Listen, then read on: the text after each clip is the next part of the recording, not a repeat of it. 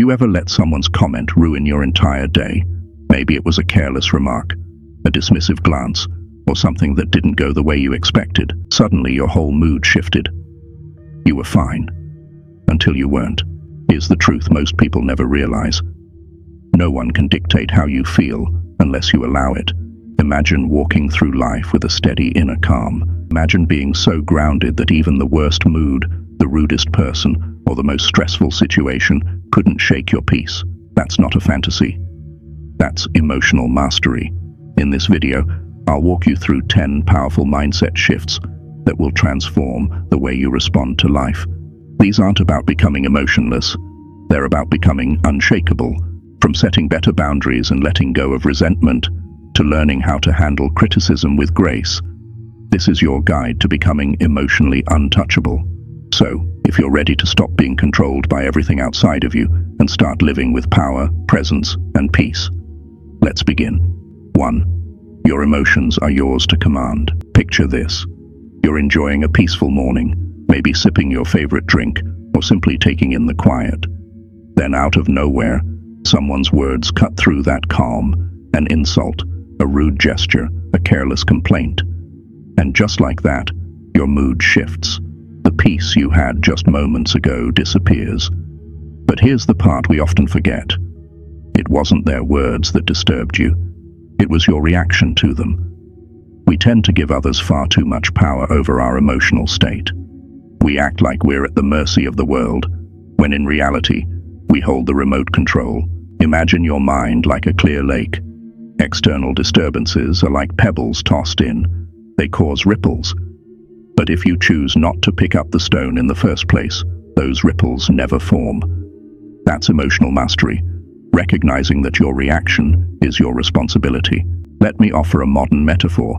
Think of wearing noise-canceling headphones. The chaos is still out there, people arguing, horns honking, negativity buzzing. But you choose what you let in. Emotional control works the same way.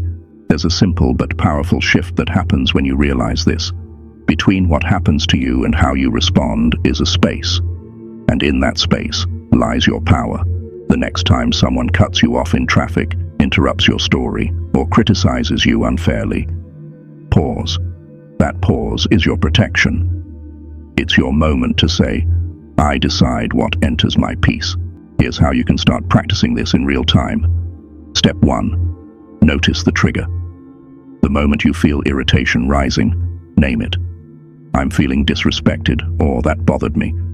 Awareness interrupts the autopilot reaction. Step 2. Ask deeper questions. Is this really about me, or is the other person projecting their stress? Most of the time it's not personal, it's just noise. Step 3. Respond with intention. Instead of reacting with frustration, respond based on who you want to be. Choose stillness over storm, maturity over impulse. Each time you do this, you train your mind to stay anchored. The world may still shake, but you stay steady, and that's what separates people who are owned by emotions from those who own them. Second, stop expecting others to be like you. Think about a time when you gave someone your time, your energy, or your loyalty, only to feel let down when they didn't return it the way you hoped. Maybe they didn't show up when you needed them. Maybe they ignored your boundaries, and you thought, I would never do that to them. But here's the truth that hurts and frees you at the same time. People don't live by your values. They live by their own. We make ourselves suffer by assuming others will think like we do, care like we do, give like we do. But everyone's wiring is different. Their background, beliefs, priorities, even the way they show love. It's all shaped by their own unique journey. Expecting people to behave exactly how you would is like expecting every song to have the same melody. It's unrealistic, and holding on to that hope only breeds resentment. Imagine you're walking through life with a mental blueprint, your standards, your morals, your ways of being, but others are carrying their blueprint, and often the two won't match. That mismatch, that's where disappointment is born. Here's a practical example. Say you always respond to texts quickly because to you that's respectful. But a friend leaves you on read for 2 days. Your mind fills in the blanks. They don't care, they're ignoring me. But in reality, they might just operate differently. Maybe they're overwhelmed. Maybe they just prioritize communication in a different way. And that's okay. The moment you stop demanding people mirror you, you start liberating your peace. Here's how to practice this emotionally freeing mindset. Step 1. Catch the assumption. When you feel hurt or offended, pause and ask, what was I expecting? Identify the invisible standard you're holding them to. Step 2. Let go of the comparison. Instead of saying, I would never do that, remind yourself, that's their nature, not mine. Your peace doesn't require their agreement with your way of life. Step 3. Redirect your energy. Rather than trying to fix them, focus on how you will respond.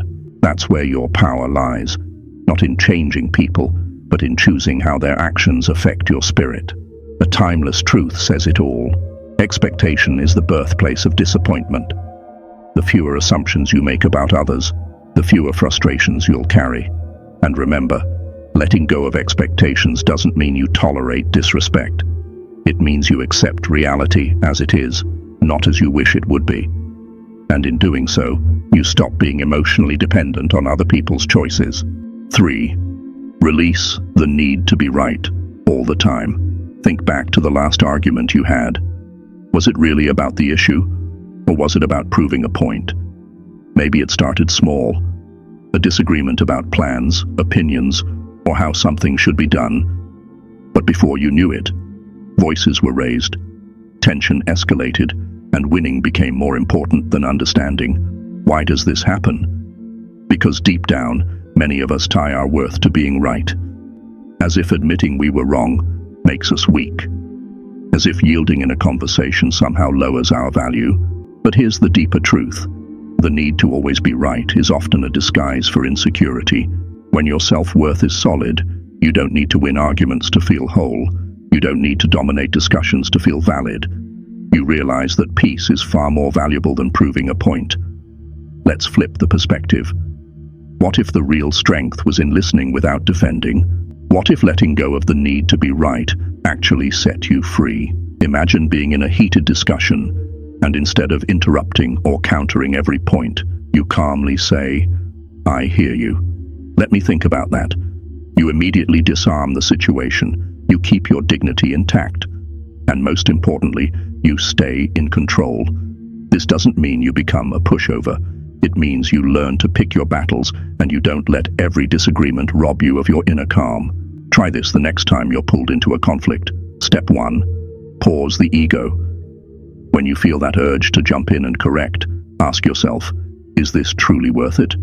Or am I just trying to win? Step 2. Seek understanding, not victory. Get curious. Ask questions. Try to understand the other person's viewpoint even if you don't agree. Growth begins where defensiveness ends. Step 3. Preserve your peace. Not every discussion needs a winner. Sometimes walking away with your calm is the real victory. One simple phrase can save you hours of conflict. I don't need to be right to feel whole, because your identity isn't built on being correct. It's built on how you show up. With grace, with humility, with emotional maturity. And remember this. You don't have to attend every argument you're invited to. When you choose peace over pride, you elevate above the noise. And that's a power few ever master.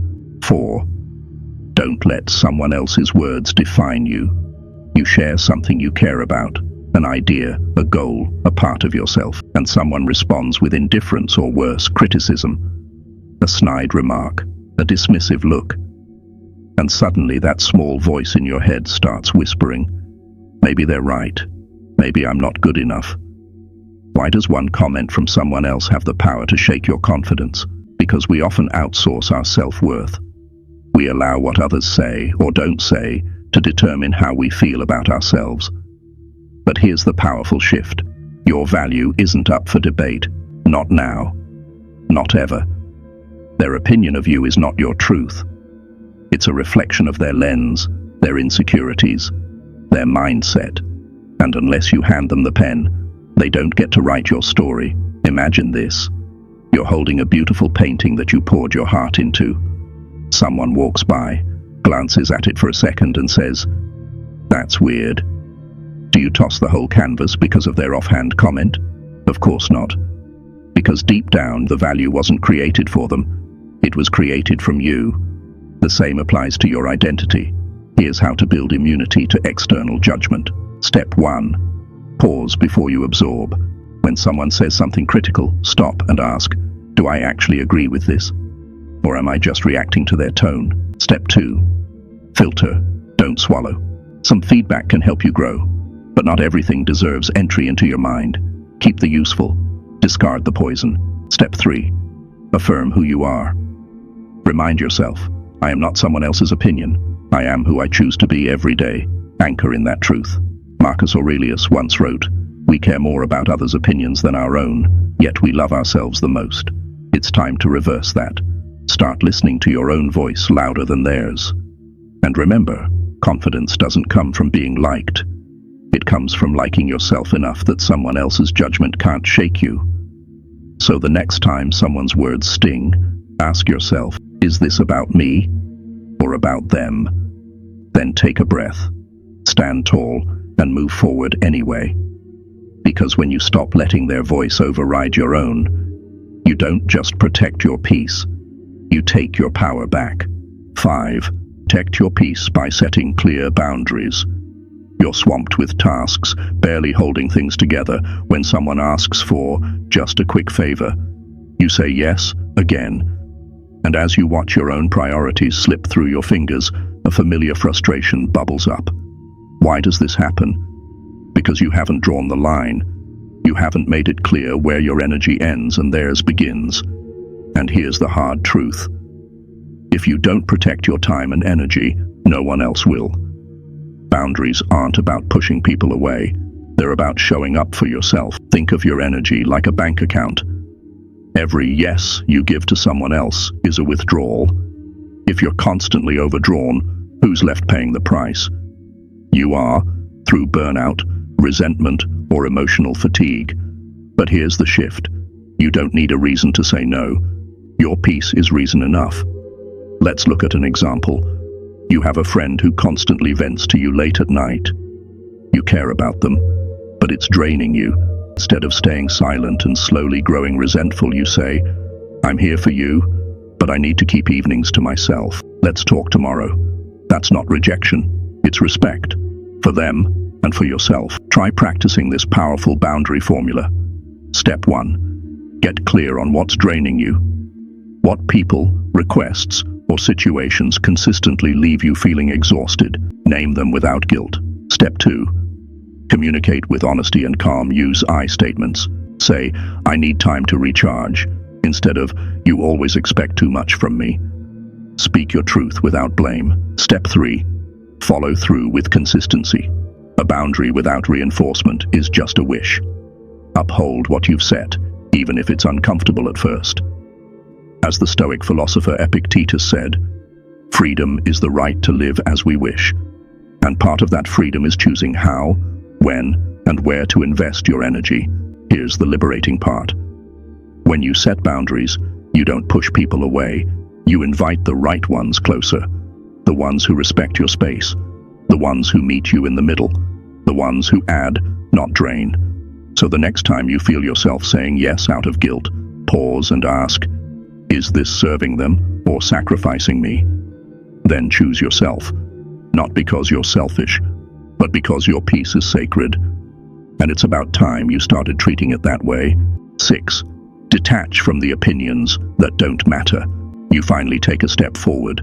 Maybe you launch something new, express a personal truth, or simply make a choice that feels right for you. Then comes the comment, the side eye, the criticism, the silence, and suddenly, doubt creeps in. Why does one opinion from someone else make us question everything? Because many of us are unknowingly addicted to approval. We crave validation like oxygen, believing that if others don't approve, maybe we've done something wrong. But here's the shift that will set you free. You don't need their permission to live your truth. Let that sink in. You are not here to be understood by everyone. You are here to be authentic, and authenticity, by its nature, will confuse, challenge, or even upset those who live differently. Think of opinions like passing weather. Some are warm, others are cold, but none of them change who you are unless you choose to stand out in the storm. Here's a practical example. Let's say you're changing careers, following your passion, and someone says, "Are you sure that's a smart move?" You could spiral into doubt, or you could remind yourself, this isn't their path, it's mine. You're not obligated to explain your journey to those who weren't assigned to walk it. Here's how to detach from opinions with grace. Step 1. Ask, who is this person to me? Not everyone's voice deserves a seat at your table. If they don't know your heart, your dreams, or your values, why let them shape your decisions? Step 2. Recenter on your vision. What are you trying to build? What matters to you? The more grounded you are in your purpose, the less power others' noise holds. Step 3. Practice internal validation. Instead of asking, will they approve? Ask, will I be proud of this decision a year from now? That's the only voice that matters in the end. As Lao Tzu once said, care about what other people think, and you will always be their prisoner. Liberation begins the moment you realize their judgment doesn't pay your bills, walk your path, or carry your responsibilities. So why let it hold your power? You can be the kindest person in the world and still be judged. You can play it safe and still be criticized. So you might as well be real. The next time someone's opinion rattles your peace, stop and ask, do I respect their opinion? Or am I just afraid of being seen? Then take a breath, return to your truth, and move forward with your head high. Because the more you trust your own voice, the less volume you'll need from anyone else's. 7. Respond with silence, not fury. There's a moment when someone crosses a line, says something insulting, or tries to provoke you, where your body tenses, your heart beats faster, and your mind loads a comeback. Every instinct tells you to fire back. But here's the insight that changes everything. You don't have to attend every battle you're invited to. Silence is not weakness. It's power under control. It's the calm of a mountain while the wind howls around it. We often think responding instantly proves strength. But real strength is when you can pause, when you can hold back the need to be loud, and let your composure speak louder. Here's a scene to consider. You're in a meeting, and someone throws shade at your idea. Subtle, but calculated. All eyes turn to you. Now you could respond sarcastically. You could defend. You could make it a moment. Or you could stay still, say nothing. Just give a calm, steady look and return to your focus. What happens? You win the room, not through noise, but through presence, through restraint. Because people remember who stayed calm under fire. They remember who didn't need to fight to show power. Here's how to make silence your secret weapon. Step 1. Pause before you react. Feel the emotion, but don't act from it. A deep breath, a moment of stillness. That's often all you need to shift from reaction to wisdom. Step 2. Let them reveal themselves. When someone is being negative, their behavior speaks louder than your words ever could. Let their own energy expose their intention. Step 3. Use silence as strategy, not avoidance. This isn't about bottling up your feelings. It's about choosing when and how to respond. On your terms, not theirs. There's an old saying, silence can't be misquoted, and that's part of the power. No one can twist or weaponize what you didn't say. The next time someone tries to trigger you, remember, they want your energy. They want your reaction. Don't give it to them for free. Hold your ground. Stay calm. Let your peace be the answer. Because sometimes the most powerful move isn't what you say, it's what you don't. 8. Use gratitude to shift your state. There are days when everything seems to go wrong. You spill your coffee, someone cuts you off, a text you were hoping for never comes. One thing after another chips away at your patience, and before long, you're ready to snap. That's the moment to pause, because while you can't always control what goes wrong, You can always choose what you focus on. And gratitude, real, present moment gratitude, is the most powerful emotional reset you have. It doesn't mean pretending everything's perfect. It means saying, in the middle of all this chaos, I still have something to be thankful for. Even if it's just the air in your lungs, a friend who cares, a chance to start again. Gratitude isn't just a feeling, it's a muscle. And the more you train it, the easier it becomes to find light, even on your darkest days. Let's take a real-life example. You're stuck in traffic. You're late. You're stressed. Your mind is spiraling. Instead of feeding that frustration, what if you said, "At least I have a car. At least I'm safe.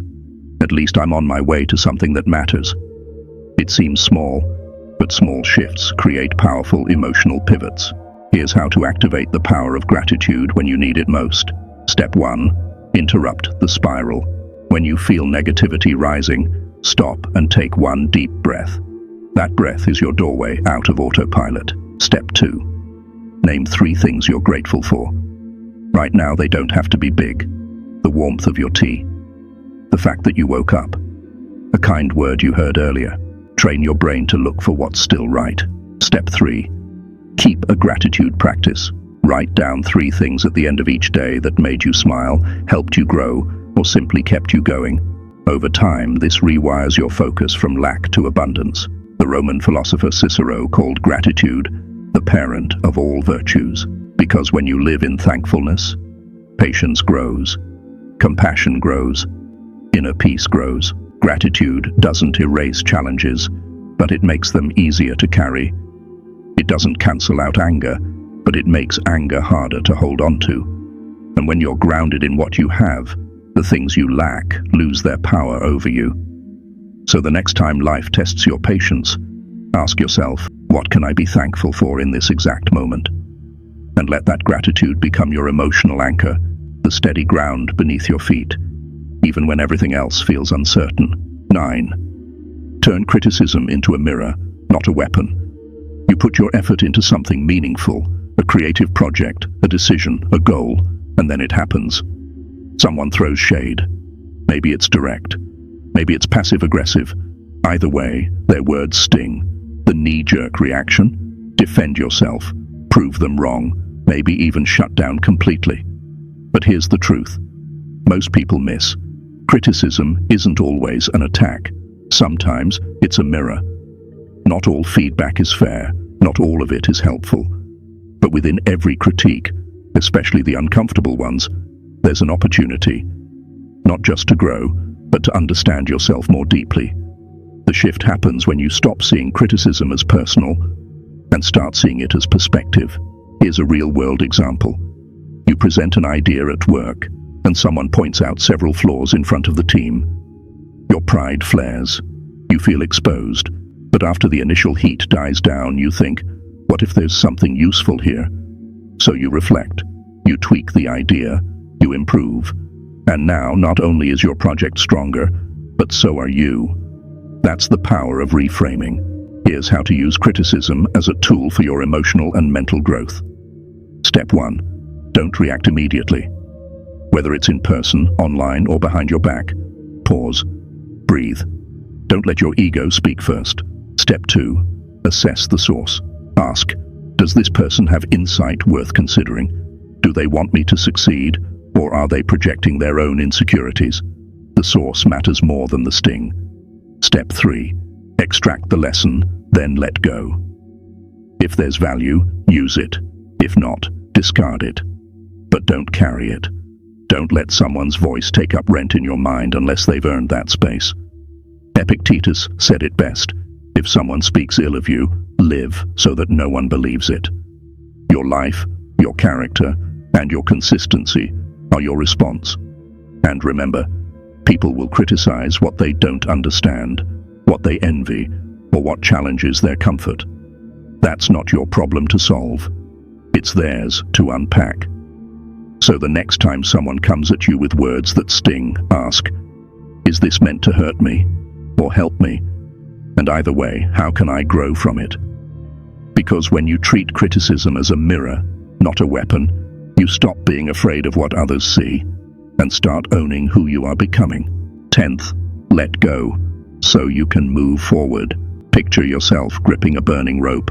You're holding on because you want to prove a point, or get justice, or wait for an apology. But the tighter you cling, the more it hurts. Not them, you. That's what holding on to anger, grudges, or past wounds feels like. And here's the truth you already know deep down.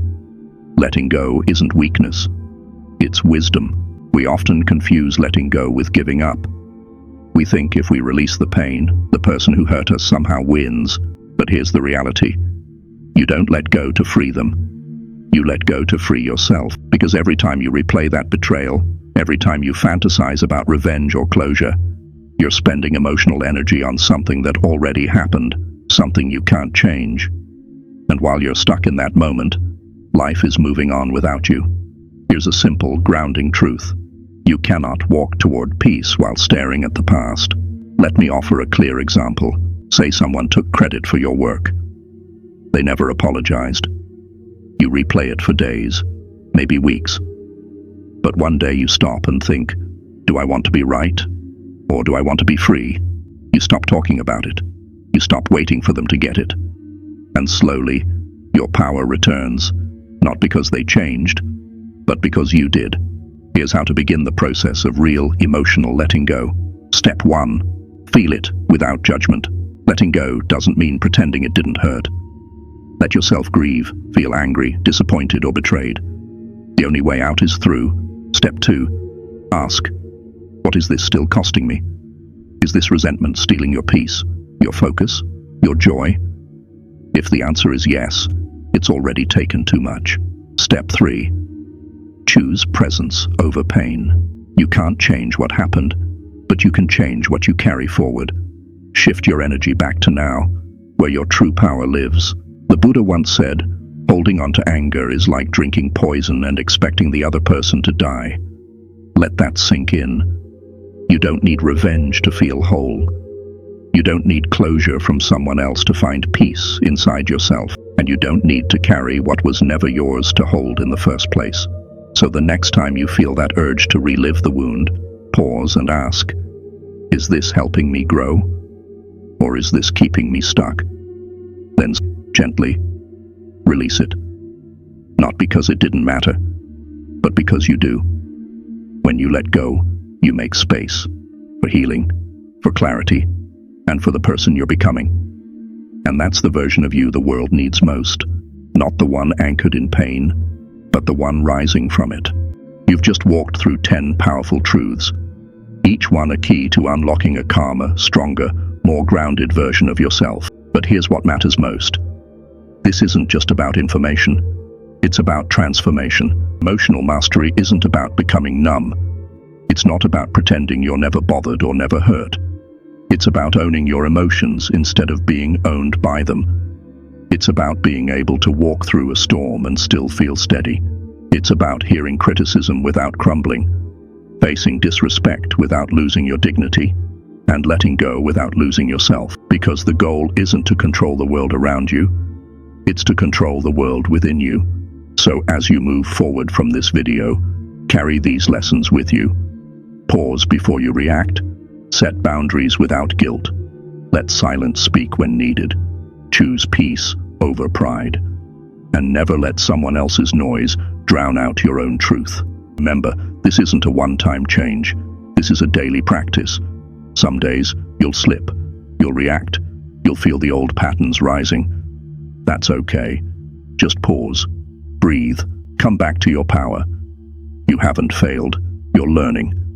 And every time you choose calm over chaos, you're strengthening the muscle that keeps you free. So take this wisdom, apply it to your life, and protect your peace like your future depends on it. Because in many ways, it does. If this message resonated with you, don't keep it to yourself. Share it with someone who's struggling to stay centered. Leave a comment with the lesson that spoke to your heart the most. Let's grow together. And remember, your peace is yours, your energy is yours, and your emotions, they don't belong to the world, they belong to you. So guard them, master them, and walk through life, calm, clear, and completely unbothered. Till next time, stay rooted, stay powerful, and keep becoming the version of you that nothing and no one can shake.